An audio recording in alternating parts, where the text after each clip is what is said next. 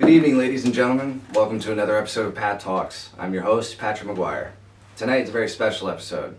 It's a very interesting topic to cover. Should all drugs be decriminalized in countries all around the world? Let's take a look at one country that has already succeeded in setting the trend for drug reform. Portugal's effort to reduce the harm caused by drugs through decriminalization had some interesting results. Despite hopes that the rates of addiction would fall, the Cato Institute noted that in the last decade and a half, drug use rates have actually stayed the same in Portugal. Many detractors feared that the country would become dependent on drug tourism, but that didn't happen either. Instead, Portugal has seen a significant decline in sexually transmitted disease, overdoses, and rates of HIV and AIDS. The clearest explanation for this shift is a combination of two forces: a governmental push toward treatment options instead of jail time for addicts, and a lack of stigma or punishment when seeking help for drug issues. The goal of these revised laws are not to put users in prison or cause them to be unemployable or financially decimated individuals, but rather help them recover and give back to society by sending them to rehabilitation facilities and clinics or sentencing them to community service. The focus is on helping these afflicted people get better and reallocate government finances and resources of law enforcement on pursuing the real criminals, distributors, and traffickers. In Paul Otto's Dateline report, he states, removing drug users from the criminal justice system will allow Portuguese police to turn more energy toward catching those importing, dealing, and possessing large quantities of narcotics. Mr. Otto also goes on to say the recent changes in Portugal reflect a European movement to treat the use of drugs as a health rather than a criminal issue. Mary Cooper writes in the CQ Researcher that the federal government spends billions fighting drugs, yet illegal drug use remains high. In the United States, the government spends millions on additional law enforcement who waste time and resources pursuing low-level addicts with possessions of small amounts of illicit substances, while billions are spent to house prisoners. The drug war is debatably one of the worst financial decisions any nation can possibly make.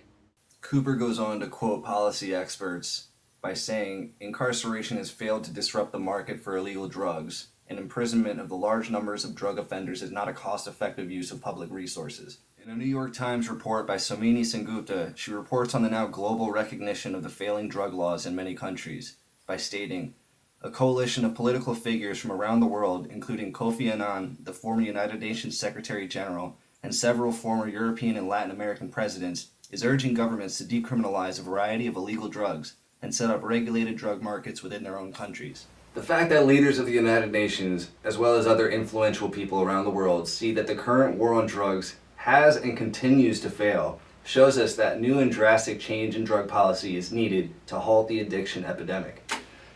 The Global Commission and the United Nations realizes there will be great resistance from world powers such as the United States, Russia, and China, but for those countries already decriminalizing the possession and use of drugs, the positive results are irrefutable. One prominent country that may very well be the nation to convince countries globally to adjust to the concept of treating addiction as a health problem and not a criminal issue is Great Britain. Richard Ford of the Times newspaper in England reports. There is increasing evidence that a health-oriented approach is also the most effective in reducing illicit drug use and the social harm it causes. Outside of Great Britain's interest in treating drug abusers on a medical level, experts in the field of medicine, as well as reputable council members of government, believe that this change will have a domino effect with benefits in other areas of society. Ward goes on to say the total expunging of criminal records on contract completion would give neglected and damaged young people the chance they need to succeed. Britain realizes that changing the focus from criminal to a health-oriented approach will help younger generations get another chance to prove that they can change, get better, and not live a life of repeat offenses and constant drug abuse. The idea of decriminalization is not a pipe dream, but rather a new strategy that can completely alter the future health of a nation's society for the better.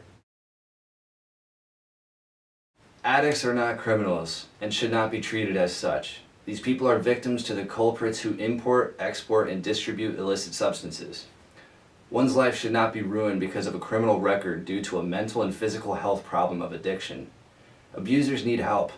It is time for change. Substance abuse is a disease, not a crime. The harsh laws we currently have for simple possession and intoxication of illicit substances are absolutely ridiculous and have no effect in changing behavior of these individuals. Nations of the world must reevaluate their drug laws if we want to win the drug war at all. So the question is, incarcerate or rehabilitate? You decide.